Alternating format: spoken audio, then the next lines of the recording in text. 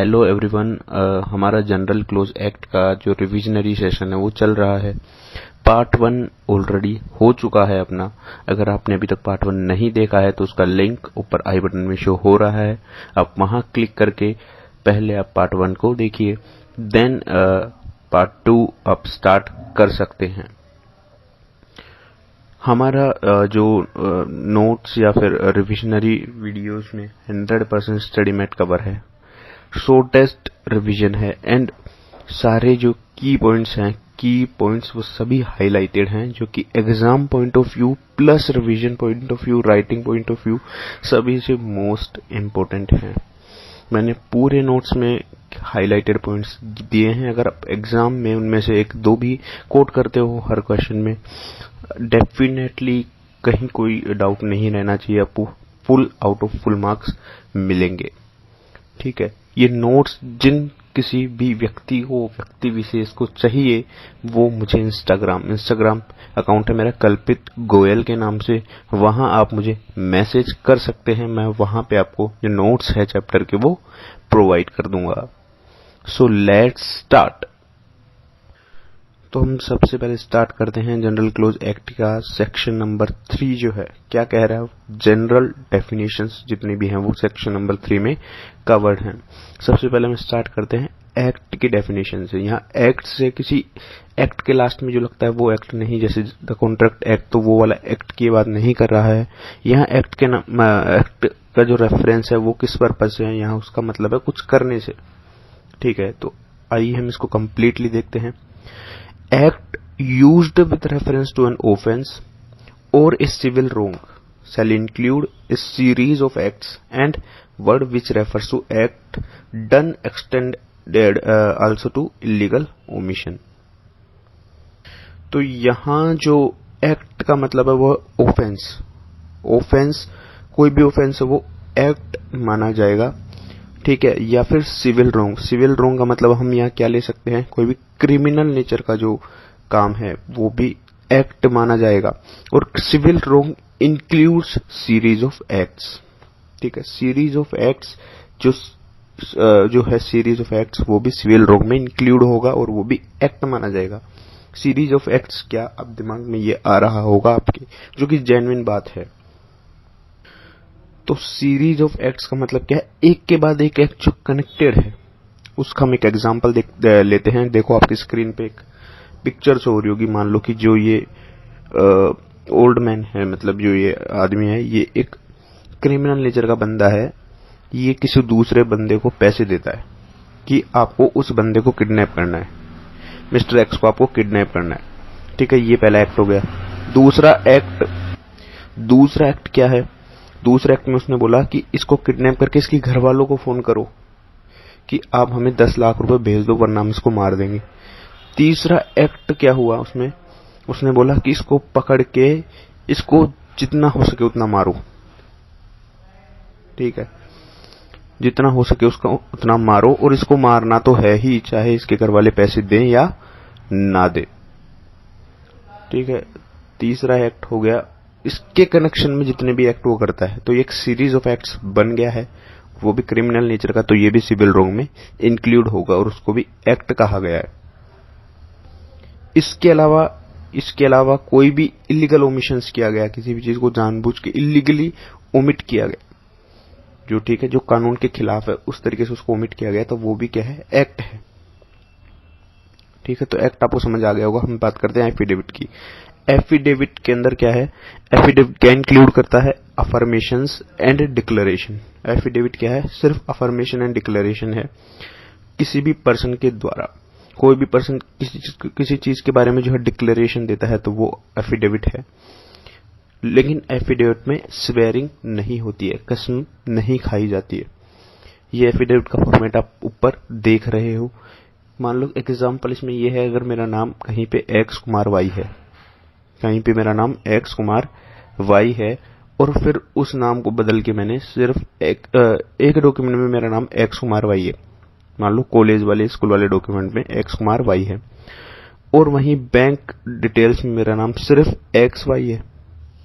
ठीक है, अब मैंने किसी गवर्नमेंट स्कीम में अप्लाई किया जहां मेरा एप्लीकेशन जो रिजेक्ट कर दिया गया है, सिर्फ इस कारण से कि मेरा एक जगह नाम कुमार है और दूसरी जगह नाम सिर्फ एक्स एंड वाई है, तो उस पर्पज से मैंने एक डिक्लेरेशन दी जो कोर्ट के थ्रू, जो कोर्ट नोटरी पब्लिक के थ्रू, जिन पे नोटरी पब्लिक के साइन है एक पेपर पे, कि मेरा नाम दोनों जगह ठीक है और ये मैं ही हूं, एक्स कुमार वाई भी मैं ही हूं और एक्स वाई भी मैं ही हूं। तो इस तरीके की डिक्लेरेशन क्या हो गई, वो एफिडेविट हो गई, उसमें कोई भी स्वेरिंग नहीं हुई है। अब हम तीसरी डेफिनेशन की बात करते हैं, सेंट्रल एक्ट। तो सेंट्रल एक्ट में क्या है, एक्ट ऑफ डोमिनियन लेजिस्लेचर, जो कि इंडियन कॉन्स्टिट्यूशन जब बना उससे पहले जो लेजिस्लेशन जो चलता था, डोमिनियन लेजिस्लेचर, वो ठीक है, वो भी सेंट्रल एक्ट है। या फिर इंडियन लेजिस्लेचर जो था वो पास हुआ, कोई इंडियन लेजिस्लेचर जो कि बिफोर कमेंसमेंट ऑफ कॉन्स्टिट्यूशन पास हुआ, तो वो भी सेंट्रल एक्ट है। ठीक है। या फिर बिफोर कमेंसमेंट गवर्नर जनरल ने इन काउंसिल या फिर लेजिस्लेटिव कैपेसिटी में कोई एक्ट बनाया, कब, बिफोर कमेंसमेंट, तो वो भी क्या होगा, सेंट्रल एक्ट होगा। ग्रेट। ये तीनों डेफिनेशन आपको समझ आ गई होंगी। अब हम बात करें डेफिनेशन नंबर 4, सेंट्रल गवर्नमेंट। इसके दो पार्ट हैं, मतलब दो part in the sense before commencement of constitution and after commencement of constitution. तो before commencement of constitution central government का मतलब जो क्या था, before commencement of constitution central government का मतलब था गवर्नर जनरल। ठीक है। उस टाइम के गवर्नर जनरल जो थे काउंसिल में, गवर्नर जनरल और गवर्नर जनरल इन काउंसिल, तो वो उस टाइम की सेंट्रल गवर्नमेंट थी। वो और क्या इंक्लूड करता है, वो क्या इंक्लूड करता है, प्रोविंशियल गवर्नमेंट, क्षेत्रीय सरकारें उस टाइम पे हुआ करती थी हर एक क्षेत्र की, जैसे प्रोविंशियल एडमिनिस्ट्रेशन ऑफ अकबर। सो इस टाइप से जो क्षेत्रीय उस टाइम सरकारें हुआ करती थी, वो भी सेंट्रल गवर्नमेंट के अंडर में उस टाइम आती थी, इंक्लूड करते थे। ठीक है।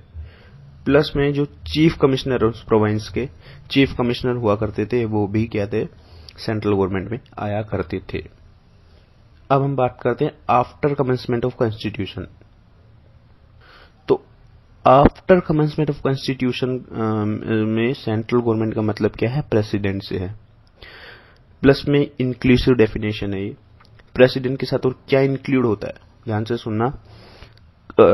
आर्टिकल नंबर 258 क्लोज 1 के जो कोई फंक्शंस हैं, अगर वो इंटरेस्ट किए गए हैं स्टेट गवर्नमेंट को, ठीक है, इंटरेस्ट किए गए हैं स्टेट गवर्नमेंट को, तो उस केस में वो स्टेट गवर्नमेंट भी क्या है, सेंट्रल गवर्नमेंट। उस केस में किस रिलेशन में, उस फंक्शन के रिलेशन में जो कि आर्टिकल 258 क्लोज 1 में गिवन है, उस रिलेशन में ही। और क्या इंक्लूड करता है, ठीक है, और इंक्लूड करता है जो एडमिनिस्ट्रेशन है पार्ट सी स्टेट के केस में। पार्ट सी स्टेट जो आपकी बुक में गिवन है, कौन कौन से पार्ट सी स्टेट में कौन कौन से स्टेट आते हैं, वो मैंने नहीं बताया क्योंकि वो इंपॉर्टेंट नहीं लगता मुझे। ठीक है, वो बिल्कुल इंपॉर्टेंट नहीं है। तो पार्ट सी स्टेट के अंदर जो एडमिनिस्ट्रेशन हुआ करता था, उसके जो चीफ कमिश्नर या लेफ्टिनेंट गवर्नर हैं, वो भी क्या होंगे, सेंट्रल गवर्नमेंट में आते हैं, वो भी सेंट्रल गवर्नमेंट में आते हैं। ठीक है। और जो थर्ड पॉइंट जो इंक्लूड इसके अंदर होता है प्रेसिडेंट के साथ साथ में, वो है यूनियन टेरिटरी के केस के। यूनियन टेरिटरी के केस में जो एडमिनिस्ट्रेशन होता है यूनियन टेरिटरी का, तो जो उनके एडमिनिस्ट्रेटर हैं, एडमिनिस्ट्रेटर जो उनके हैं, वो भी सेंट्रल गवर्नमेंट की डेफिनेशन में आते हैं। ओके गाइस, तो ये बातें जो आपको हैं वो अच्छे से समझ आ गई होंगी। अब हम मूव करेंगे डेफिनेशन नंबर 5, कमेंसमेंट। तो कमेंसमेंट क्या है, ध्यान से सुनिए, ये तो नाम से ही आपको पता चल रहा होगा कमेंसमेंट। ये किस रिलेशन में कमेंसमेंट की बात करता है, एक्ट या रेगुलेशन के रिलेशन में कमेंसमेंट में बात कर रहा है। तो एक्ट या रेगुलेशन ऐसा नहीं कि भाई जब मन में आई पास कर दिया, चलो भाई ये कमेंस हो गया, नहीं, ऐसा नहीं कि जब मन में आई भूख लगी खा लिया चलो ठीक है, वो सीन नहीं है यहाँ पे। यहाँ कमेंसमेंट एक्ट तभी कमेंस होगा, ऐसा नहीं कि जब बन गया चलो पास हो गया भाई जाओ कमेंस हो गया। ये तभी कमेंस होगा जब ये एनफोर्स होगा, एनफोर्स जब ये कम इनटू एनफोर्स होगा। ठीक है, जब ये एनफोर्स हो जाएगा। अभी कम इनटू एनफोर्स कब माना जाएगा इसको, बात तो ये है ना कि एक जो लॉ है, कानून है, वो कब इन्फोर्स माना जाएगा। ठीक है, जब ये इसकी दो कंडीशन है कि कब इन्फोर्स माना जाएगा। पहली वो हाईलाइट कर रखा है मैंने, पहली क्या होगी, जब ये लेजिस्लेटिव एनेक्टमेंट के थ्रू आएगा। लेजिस्लेटिव एनेक्टमेंट की पूरी प्रोसेस है, लास्ट में प्रेसिडेंट की असेंट के बाद जब ये आता है कोई भी लॉ या कोई भी एनेक्टमेंट, ठीक है, लेजिस्लेटिव एनेक्टमेंट के थ्रू आता है, तो उसको इनटू एनफोर्स माना जाएगा। सेकंड, अगर किसी को पावर डेलीगेट कर दी गई इसके रिगार्ड में, उसको एम्पावर्ड कर दिया गया कि आप किसी एक्ट को ऑपरेशन में ला सकते हो, अगर वो बंदा ऑपरेशन में लाता है, देन वो एक्ट जो है वो कमेंसमेंट, उस एक्ट की कमेंसमेंट या उस रेगुलेशन की कमेंसमेंट मानी जाएगी उस दिन से जिस दिन वो ऑपरेशन में लाता है, या जिस दिन से वो जो एक्ट है वो लेजिस्लेटिव एनेक्टमेंट के थ्रू आता है। तो ये डेफिनेशन थी कमेंसमेंट की। अब हम चर्चा करेंगे डेफिनेशन नंबर 6 पे, डॉक्यूमेंट। डॉक्यूमेंट क्या है, यहां सिंपली क्या गिवन है, एनी सब्सटेंस, कोई भी सब्सटेंस जिसपे कोई भी मैटर रिटन हो, एक्सप्रेस्ड हो या डिस्क्राइब्ड हो। सब्सटेंस है वो कागज भी हो सकता है, दीवार भी हो सकती है, कुछ भी हो सकता है, जहां पे कोई भी मैटर रिटन है, एक्सप्रेस्ड है, डिस्क्राइब्ड है, किसमें, लेटर्स में, फिगर्स में और मार्क्स में। ठीक है, तो उन मैटर्स को रिकॉर्ड करने से के पर्पज से जो कोई सब्सटेंस है जिस पर मैटर्स रिकॉर्ड हुए हैं, वो क्या होगा, हमारा डॉक्यूमेंट होगा। डेफिनेशन नंबर 7 किसकी कर है, एनेक्टमेंट की। एनेक्टमेंट क्या है, कोई भी रेगुलेशन एनेक्टमेंट है, उसमें कौन सा रेगुलेशन इंक्लूड कर रहा है ये एक्ट, ये बता रहा है कि मद्रास और बॉम्बे कोड जो है, regulation of Madras and Bombay code उसमें इंक्लूड होगा, उसके प्रोविजंस या कोई भी एक्ट है वो उसमें इंक्लूड होंगे। आई बात समझ में। अब हम डेफिनेशन नंबर 8 की बात करते हैं। वो डेफिनेशन के नाम पे मतलब अब आप देख के पढ़ लेना इसको। फाइनेंशियल ईयर क्या है, फर्स्ट डे ऑफ अप्रैल वो फाइनेंशियल ईयर है, कमेंसमेंट ऑफ फाइनेंशियल ईयर उस टाइम से होगा, तो उस रिलेशन में बात कर रहा है। Definition number 9, good faith. ये भी हम आईपीसीसी के जो इंटरमीडिएट के जो चैप्टर नंबर 1 है, कॉन्ट्रैक्ट एक्ट, तो उसी में हम कई बार गुड फेथ की जो है चर्चा कर ली जाती है। तो उस रिलेशन में ये गुड फेथ क्या है, गुड फेथ का मतलब है कोई भी एक्ट या कुछ भी करना ऑनेस्टली करना। ठीक है, ऑनेस्टली, बीइंग ऑनेस्ट होना ही गुड फेथ है। ठीक है, उसको गुड फेथ माना जाएगा जब कोई भी एक्ट है या कोई भी फैक्ट है वो ऑनेस्टली करा जाएगा या होगा। तो यही गुड फेथ की बिल्कुल छोटी सी डेफिनेशन है। मैं जो इसका कीवर्ड में मैंने हाईलाइट कर रखा है, done honestly. Definition number 10, government क्या है। गवर्नमेंट मतलब सेंट्रल गवर्नमेंट या state government. Definition number 11, definition number 11, government securities. Government securities क्या है, गवर्नमेंट सिक्योरिटीज का मतलब है सिक्योरिटीज ऑफ सेंट्रल गवर्नमेंट और स्टेट गवर्नमेंट। सेंट्रल गवर्नमेंट की सिक्योरिटीज और स्टेट गवर्नमेंट की सिक्योरिटीज, लेकिन इन any act or regulation made before commencement of constitution shall not include securities of government of any part B state. कोई act जो कि commencement से पहले बना हुआ है तो वो पार्ट बी स्टेट की गवर्नमेंट की सिक्योरिटीज को इंक्लूड नहीं करेगा। क्या ट्विस्ट है भाई। ठीक है, वैसे तो गवर्नमेंट सिक्योरिटीज का मतलब क्या बताया इन्होंने, सेंट्रल गवर्नमेंट या स्टेट गवर्नमेंट की सिक्योरिटीज, लेकिन कोई भी एक्ट और रेगुलेशन अगर बना हुआ है कमेंसमेंट ऑफ कॉन्स्टिट्यूशन से पहले का, तो उस केस में पार्ट बी स्टेट की गवर्नमेंट की सिक्योरिटीज इंक्लूड नहीं होंगी। आ गई दिमाग में बात, बैठ गई भाई। डेफिनेशन नंबर 12 की तरफ हम चल रहे हैं, आप भी चलते रहिए। रुकना मना है, थकना मना है, ये ऐड आप देख सकते हैं। इमूवेबल प्रॉपर्टी, इसमें तो भाई चैंपियन है क्लास नंबर 11 से, क्लास 11 से 11th स्टैंडर्ड से सुनते आ रहे इमूवेबल प्रॉपर्टी अकाउंट्स में। ये धीरे धीरे चलते चलते तो बहुत सारी लॉ में भी हम इमूवेबल प्रॉपर्टी सुनते हैं, टैक्स में भी सुनते हैं, लेकिन मैं क्लास 11th की बात बता रहा हूं भाई। ठीक है, तो इमूवेबल प्रॉपर्टी का मतलब क्या है, लैंड या लैंड से कोई भी बेनिफिट जो मिलता है वो, या कोई भी थिंग जो है वो अटैच्ड है अर्थ से, तो उसको हम इमूवेबल प्रॉपर्टी मानेंगे। एग्जाम्पल नीचे गिवन है, इसी में देखो एग्जाम्पल हाईलाइटेड है, तो आप ये देख के एग्जाम्पल खुद कर सकते हैं। अब हम बात करते हैं Indian law, definition number 13। Indian law क्या है? इंडियन लॉ का मतलब है कोई भी act, ordinance, regulation, rule, order, bylaws और अदर इंस्ट्रूमेंट। ठीक है, तो उन सबको हम इंडियन लॉस मानेंगे। लेकिन किसको इंडियन लॉस नहीं मानेंगे? Act of parliament of UK, UK का एक्ट ऑफ पार्लियामेंट है, उसको हम इंडियन लॉ में नहीं मानेंगे। बिल्कुल सिंपल डेफिनेशन है, दिमाग लगाने की जरूरत नहीं है। और इनमें से बहुत सारी डेफिनेशंस तो ऐसी हैं जो मतलब एग्जाम पॉइंट ऑफ व्यू से रिलेवेंट नहीं है, कुछ एक आध हैं जो मोस्ट इंपॉर्टेंट है। ठीक है, डेफिनेशन नंबर 14 की हम बात करते हैं मंथ। मंथ का मतलब कोई भी month according to British calendar, तो उसको मंथ मानेंगे। इस एक्ट में बात कर रहा हूं भाई, तुम्हारे घर की बात नहीं कर रहा हूं। ठीक है, एक्ट के अकॉर्डिंग बता रहा हूं, नहीं तो भाई दिक्कत हो जाएगी। चलो, मूवेबल प्रॉपर्टी की हम बात करते हैं। Definition number 15, movable property. क्या डेफिनेशन दिया यार, मजा ही आ गया। क्या डेफिनेशन है? कोई भी इमूवेबल प्रॉपर्टी नहीं है वो मूवेबल प्रॉपर्टी है। वाह वाह, तारीफ करो भाई, तारीफ, तालियां बजती रहनी चाहिए, रुकनी नहीं चाहिए मूवेबल प्रॉपर्टी की डेफिनेशन पे। चलो कोई नहीं, क्या कर सकते। Definition number 16, oath. Definition number 16, oath. Oath क्या है? ओथ भी एक तरीके से सिमिलर टू उसके जैसा है, किसकी तरह? एफिडेविट की तरह। ये भी इंक्लूड करता है क्या? Affirmation and declaration. और इस केस में भी स्वेरिंग इंक्लूड नहीं होती है। ठीक है, इसमें भी instead of swearing affirmation declaration होती है। डेफिनेशन नंबर 17, ऑफेंस क्या है?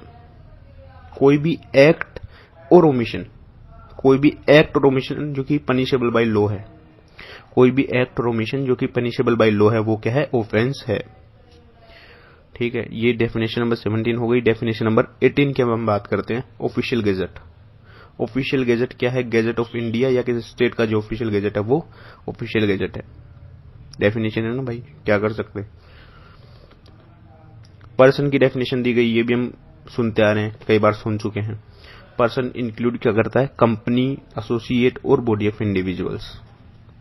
क्या क्या इंक्लूड करेगा? कंपनी, कोई भी एसोसिएशन और बॉडी ऑफ इंडिविजुअल्स को पर्सन इंक्लूड करता है। डेफिनेशन नंबर 20, रजिस्टर्ड क्या है? रजिस्टर्ड किसी भी डॉक्यूमेंट को हम जो रजिस्ट्रेशन करवाते हैं, रजिस्ट्रेशन ऑफ डॉक्यूमेंट्स को ही रजिस्टर्ड कहा जाता है। कोई डॉक्यूमेंट जो रजिस्ट्रेशन जिसका हम करवा चुके हैं तो वो रजिस्टर्ड डॉक्यूमेंट कहलाएगा। आपको नहीं पता था कि डेफिनेशन, चिल डेफिनेशन है, क्या कर सकते हैं। अब है पॉइंट नंबर 21 या डेफिनेशन नंबर 21, रूल क्या है? कोई भी एनेक्टमेंट में पावर्स हमें दी गई, किसी भी एनेक्टमेंट में हमें पावर्स दी गई कि आप ये एक्सरसाइज कर सकते हो, एक्सरसाइज कर सकते हो, तो उन पावर्स को एक्सरसाइज करने के लिए जो नियम, जो कानून बनाए गए, उनको रूल कहते हैं, उनको रूल कहते हैं। अब हम डेफिनेशन नंबर 22 की बात करते हैं। शेड्यूल क्या है? शेड्यूल, शेड्यूल का मतलब क्या है? किसी भी एक्ट या रेगुलेशन में जो कोई शेड्यूल मेंशन है वो शेड्यूल है। जहां वर्ड लिखा हुआ है शेड्यूल किसी भी एक्ट में, तो वो शेड्यूल, उसका रेफरेंस इन्होंने दिया है। सिमिलरली सेक्शन में भी, सेक्शन क्या है? किसी भी एक्ट या रेगुलेशन में जहां वर्ड लिखा हुआ है सेक्शन नंबर, जैसे कि सेक्शन नंबर 25, तो वो जो सेक्शन नंबर 25 लिखा हुआ है वो सेक्शन है। मैं खुद नहीं बोल रहा भाई, ये लिखा हुआ डेफिनेशन में। ठीक है, ये डेफिनेशन इस तरीके की है। अब ये बात करते हैं डेफिनेशन 24, स्वेर। इनकी पहले भी इतने मतलब फेमस बंदे हैं, इनकी पहले भी ऊपर 2 बार पर चर्चा चल चुकी है कि स्वेर यहां नहीं आएगा, स्वेर यहां नहीं आएगा। अब आ गया स्वेर, स्वेर यहां आएगा। स्वेर में स्वैग है। तो स्वेर की डेफिनेशन क्या है? स्वेर का मतलब क्या है? Grammatical variations and cognate expressions. ये देखो ऊपर आप टेबल देख रहे हो, इस टेबल में 2 चीजों को डिफरेंट तरीके से प्रोनाउंसिएशन हो रहा है। तो यहां यही कहा गया है कि इसके कोग्नेट एक्सप्रेशंस हो सकते हैं एक्ट वाइज। एंड ये भाई इंक्लूसिव डेफिनेशन है, ये इंक्लूड करता है अफर्मेशन एंड डिक्लेरेशन को भी। स्वेयर का मतलब मैंने फिर बोला ग्रामेटिकल वेरिएशंस हैं और कोग्नेट एक्सप्रेशन है, अलग अलग जगह इसके अलग अलग प्रोनाउंसिएशंस होते हैं। इसकी एज सच को डेफिनेशन नहीं है, बट ये इंक्लूड करता है अफर्मेशन एंड डिक्लेरेशन को। लास्ट डेफिनेशन क्या है? Definition number 25, writing. राइटिंग में क्या इंक्लूड होता है? राइटिंग में इंक्लूड होता है printing, lithography, photography and other modes जिसमें वर्ड्स जो है विजिबल फॉर्म में हैं, वो हमारी राइटिंग में आता है। तो हमारा सेक्शन नंबर 3 पूरी तरीके से कंप्लीट हो चुका है, अच्छे तरीके से मैंने बता दिया है। ठीक है, अब हम मूव करेंगे सेक्शन नंबर 4 की तरफ, जिस सेक्शन में कोई मतलब नहीं है पर हम करवाएंगे उसको। पहले मैं क्रक्स बता देता हूं section number 4 and 4A। Section number 4 बताता है कि कुछ डेफिनेशन से सेक्शन नंबर 3 की वो सभी सेंट्रल एक्ट्स पे अप्लाई होंगी as it is. Central acts की बात इन्होंने कर दी। और सेक्शन नंबर 4A क्या कर रहा है? वही डेफिनेशंस जो हैं सेक्शन नंबर 3 की, कुछ डेफिनेशंस वो इंडियन लॉज में, सभी इंडियन लॉज में अप्लाई होंगी। तो हम देखते हैं क्या लिखा है। Definitions in section 3 of the following words. अब कौन कौन से वर्ड्स? ये वर्ड्स दिए हैं affidavit, immovable property, imprisonment, movable property, oath. ये एज इट इज अप्लाई होंगी किसमें? सभी सेंट्रल एक्ट्स में, सभी रेगुलेशंस में। ठीक है, सेम बात नीचे लिखी हुई है, बस डेफिनेशंस बढ़ा दी गई है। कौन कौन सी definitions? Financial offence, registered schedule, subsection, ये भी as it is central acts में अप्लाई होंगी, रेगुलेशंस में अप्लाई होंगी। ये हो गया section number 4, application of foregoing definitions to previous enactments. अब हम बात करते हैं सेक्शन नंबर 4A की। अब सेक्शन नंबर 4A क्या कहता है? Application of certain definitions to Indian laws. अब कुछ डेफिनेशन जो सेक्शन नंबर 3 की हैं वो सभी इंडियन लॉज में भी अप्लाई होंगी। कौन कौन सी? Definition section 3 of the expression central act, central government gazette, government securities, Indian law, official gazette, किस में अप्लाई होंगी? सभी इंडियन लॉज में अप्लाई होंगी। सेम बात नीचे लिखी हुई है, तो दिमाग ज्यादा लगाने की जरूरत नहीं है। ये आपका सेक्शन 4 और 4A कंप्लीट हो चुका है। अब हम बात करते हैं सेक्शन नंबर 5 की, जो कि अब जो जितने भी सेक्शन वो क्या है? जनरल रूल्स ऑफ कंस्ट्रक्शन के जो सेक्शन है, उसमें सबसे पहले section number 5, coming into operation of an enactment. ये बता रहा है सेक्शन नंबर 5 कोई भी एक्ट कब इन्फोर्स होगा। ये हमने पहले भी चर्चा कर ली है, लेकिन फिर बता रहा हूं, कोई भी एक्ट कब इन्फोर्स होगा। बिफोर कमेंसमेंट कब इन्फोर्स होगा? जब उसको गवर्नर जनरल की असेंट मिल जाए। ठीक है, और आफ्टर कमेंसमेंट वहीं गवर्नर जनरल की जगह किसकी? प्रेसिडेंट की। बिल्कुल सही, प्रेसिडेंट की असेंट मिल जाए आफ्टर कमेंसमेंट, तो कोई भी एक्ट जो है वो इन्फोर्स हो जाएगा। अब हम बात करते हैं section number 6, effect of repeal. Repeal सबसे पहले क्या है? रिपील का मतलब किसी भी एक्ट को हटा देना, रिमूव कर देना, बाहर निकाल के फेंक देना। जैसे कि पहले कंपनीज एक्ट 1956 था, उसकी जगह कौन सा एक्ट आ गया? Companies act 2013। तो यहां क्या हुआ? कंपनीज एक्ट 1956 जो है वो रिपील हो गया। तो उस केस में इसने बताया है, सेक्शन नंबर 6 क्या कहता है कि कोई भी एक्ट जो रिपील हो उसका इफेक्ट कहां नहीं होगा या क्या होगा। ठीक है, ऐसा हो कि किसी एक्ट में पहले किसी को पनिशमेंट मिलनी थी, अब उस एक्ट को रिपील कर लिया गया, वो बंदा बोल रहा भाई एक्ट ही नहीं रहा, ना रहा बास और ना बांसुरी, मतलब जो भी था। ठीक है, मतलब ठीक है, अब वो कह रहा है कि चलो भाई एक्ट ही नहीं है, तुम क्या कर लोगे मेरा? ठीक है, एक्ट ही नहीं है, अब कर लो तुम क्या करते हो। तो एक्ट लॉ मेकर ने बोला रुक जा भाई, रुक जा, शांति रख। उन्होंने प्रोविजंस बनाए कि बोला एक्ट भले ही रिपील हो जाए, लेकिन आपकी पेनल्टी है, पनिशमेंट है, वो कहीं नहीं जाएंगी। तो वही एक्ट बता रहे क्या क्या क्या बोल रहा है? कोई भी एक्ट और रेगुलेशन अगर रिपील हो जाता है किसी नए एक्ट से, तो वो किसको अफेक्ट नहीं करेगा? कोई भी एक्ट रिवाइव नहीं हो सकता। जो पहले एक्ट था ही नहीं, वो एक्ट आपने बना दिया रिपील होने के बाद, इन्फोर्स कर दिया, तो ऐसा नहीं हो सकता। ए पॉइंट में ये कह रहा है। बी पॉइंट क्या कह रहा है? Affect previous operation. कोई भी प्रीवियस ऑपरेशन जो थे उसको ये अफेक्ट नहीं कर सकता। कोई भी प्रीवियस ऑपरेशन चल रहा था और अचानक एक्ट रिपील हो गया तो वो ऑपरेशन कंटिन्यू रहेगा। पॉइंट नंबर सी क्या कह रहा है? अफेक्ट राइट, प्रिविलेज, ओब्लिगेशन और liability. Repeal shall not affect right, privilege, obligation और लाइबिलिटी। तो जो रिपील है वो अफेक्ट नहीं करेगा किसी के भी राइट को, किसी भी प्रिविलेज को, किसी की ओब्लिगेशंस एंड लायबिलिटीज को। The repeal shall not affect, point number D, if repeal shall not affect penalty, forfeiture, punishment of any offence, यानी किसी ने कोई ऑफेंस किया तो उसकी पेनल्टी, फॉरफीचर और पनिशमेंट कोई क्या नहीं करेगा, अफेक्ट नहीं करेगा, एज इट इज चलती रहेंगी।